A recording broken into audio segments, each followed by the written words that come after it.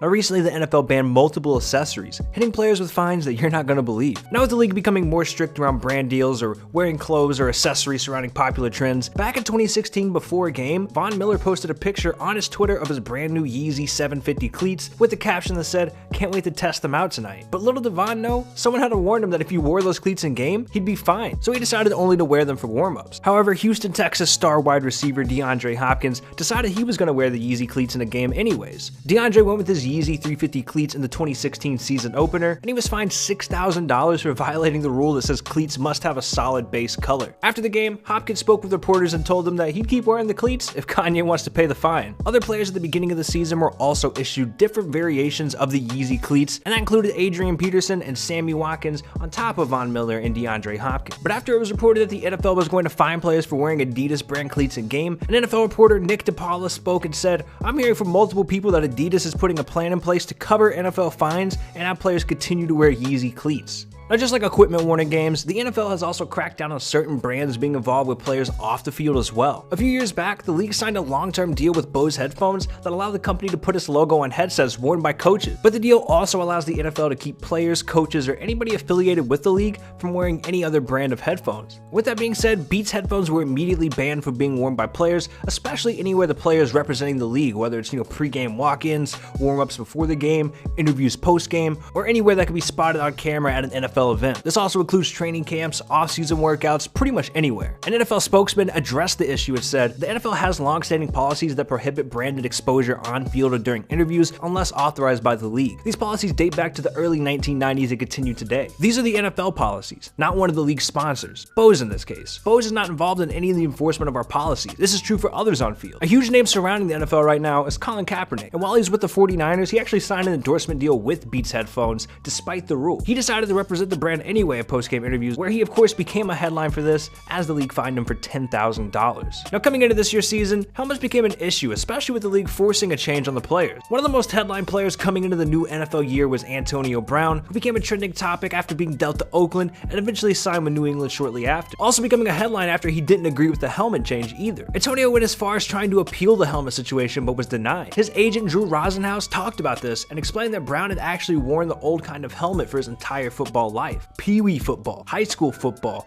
college at Central Michigan, as well as his first 9 years in the league, and believes Antonio feels the old version was better for his vision. He felt comfortable and safe wearing it, and the new version makes catching more difficult. Some people believe that Antonio's dilemma was nonsense, but even Tom Brady raised awareness to the issue as well, saying, "You've got something a certain way for a long period of time, so I like as much vision as possible with the peripheral vision. It's a good thing. They're trying to find helmets that players will wear that'll absorb force better. I think it's a positive. I still wear a very old helmet, probably out of habit. You talk about behavioral changes are hard. I've tried new helmets and I'm like, doesn't work, get that out of here." You just have to get comfortable with it. I've been experimenting with a couple different ones and I don't really love the one that I'm in, but I don't really have much of a choice, so I'm just trying to do the best I can to work with it. You get used to the same helmet for a long period of time. My last helmet, I wore it to the last 4 Super Bowls, so it was a pretty great helmet for me.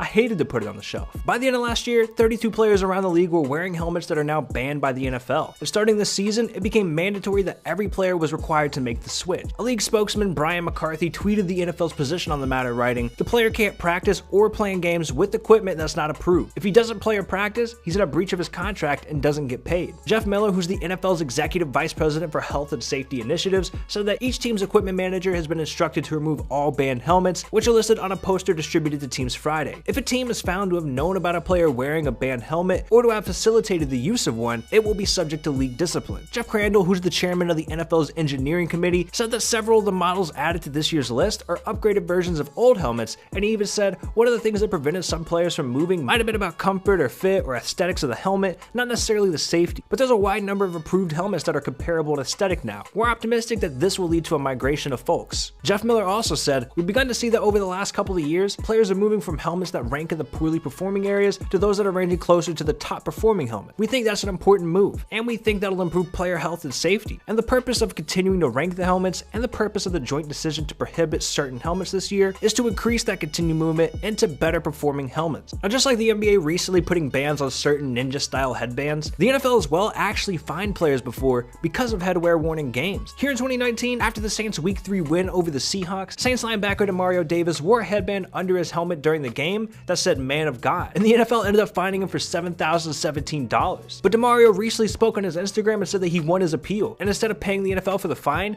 he decided to donate the money to a hospital. Davis also began selling replica headbands online and raised even more money for the hospital, and he posted a picture of a bunch of kids who were all wearing replica headbands that they made at school. On his Instagram post, Davis wrote, "Wow, look at this. So my agent told me that I won the appeal and won't have to pay the headband fine. Then I see the St. Louis King France came together today to support the movement. Won't he do it? Look at all these beautiful children of God. Always glory above, so I'm taking every penny of that original $7,017 fine, and I'm donating it to St. Dom Hospital anyways. So far, we've raised over $30,000 for them from the headbands. That means y'all helped me turn a $7,000 negative into an almost $40,000 positive, benefiting people who truly need it. Do y'all see how that worked? Let's go. That's crazy." Now, another head where the league has recently raised awareness towards is face masks. Many players over the last decade have worn special face masks that they claim is for performance, breathing, vision, and all sorts of other reasons, but players like Darnell Dockett and Robert Mathis, who have crazy face masks, do it for the look. The NFL only allows players to wear a crazy or special face mask if they're told to by the doctor or have an excuse from one of them, but it has to be for medical reasons. The NFL released a statement that said the use of non-standard or overbuilt face masks will be prohibited as part of the continued effort to protect players from unnecessary risk. The NFL said that non-standardized face masks present particular safety risks and also more frequently fail the certification test from the company which approves equipment for the NFL. Former Ravens defensive end Chris Canty was one of those players who had a special face mask, and he said that he can't play without the custom mask and eye shield. Darnell Dockett, who was one of the players preaching for a cool mask despite having any medical reason, quoted the NFL's tweet about face mask rules and said, "Dear NFL, we have too many rules. The face mask issue is just nitpicking. I mean, please, let us have some swag. Hashtag please don't find me." Justin Tuck was another big advocate for having unique face masks, but his reasoning for it wasn't medical and it wasn't to look cool. He wanted it to stand out in a league where almost every mask was the same. He spoke about the model and his trend-setting face mask when he said, "You see the old school trains, the grills on the old school trains? That's what I was going for. Everybody's like, can I get that face mask? No, it's exclusive to me. No one else can have it. But it's a copycat league and everything people do, so I wouldn't be surprised if there's a few of these floating around before we play." Legendary Cowboy DeMarcus Ware was another lineman looking to make a statement in the league with a crazy customized face mask, and after spending the money to have it custom made and even wearing it in one preseason game, the NFL told him that he can no longer use it. Afterwards, DeMarcus Ware came out and said, "I can understand the formality of the face mask situation, but if someone's trying to use it to protect themselves in a league where they call it a safety league, not saying you want to try and set yourself away from any other guys, but is adding things to the product to enhance its safety and its durability." Now, with the NFL cracking down on brand-related issues, Odell Beckham Jr. did something while with the Giants that we haven't seen since. He was spotted wearing a Supreme sleeve on his arm during pre-game warm-ups and even in the game as well. Odell is one of those players in today's league that isn't afraid to wear what he wants, and he's represented the Supreme brand plenty of times off the field as well. During a recent injury he suffered, he even had a custom boot made for his injured foot with the Supreme brand all over it. And Beckham's even had custom Supreme cleats that he's repped as well. But just like the NFL cracking down on anything brand-related that could interfere with the league's official brand contracts, the NBA has seen a few instances of the Supreme sleeve come out during games as well that involved J.R. Smith and Kelly Oubre Jr. not too long ago. After both of them were spotted wearing different Supreme sleeves on either their arm or their leg, J.R. was even seen with a tattoo of the brand on his leg shortly after, and that too raised controversy within that league. It was noted that J.R. would receive a fine each game the brand was either worn or not covered up because of it not being an approved brand within the league, so it makes sense that in the NFL, the sleeve quickly disappeared as well. But this wasn't the first time that Odell wore something that wasn't allowed. After being traded from the Giants to the Browns, Odell started in his first career game as a Brown in early September of this year against the Titans, and although the Browns lost, the big takeaway from the game was Odell, who seemed to walk into warm-ups wearing a specific watch. Nobody thought he'd wear such an expensive piece during the game, but he did. It became the first NFL player to wear a watch during a game. The watch Odell had on was a $350,000 Richard Mille, which remains the most expensive piece of equipment ever worn in a game. The bright orange watch was the RM1103 automatic winding flyback chronograph McLaren, and this piece was first introduced back in 2018 and was created in a limited edition of just 500 pieces. But according to the NFL, Beckham was in violation of a league rule about wearing hard accessories during play. Hall of Famer Warren Sapp even commented on Odell's watch, and he said, "You can't wear a $350,000 watch and play like a $2 bill." And Odell, after taking lots of heat, came out and said, if anybody else would have worn the watch, if it was a $20 watch, it would have been no problem. If it ain't this, it's something else. If it wasn't the watch, it would have been the way I tie my shoes. After taking a lot of heat and possibly a fine moving forward after wearing a watch in week 1, Odell came out in week 2 against the Jets in his return to MetLife Stadium wearing yet again another expensive Richard Mille. Odell's watch this time was so rare that Richard Mille's website said only 10 of these specific models were ever made, and they retail for $2 million.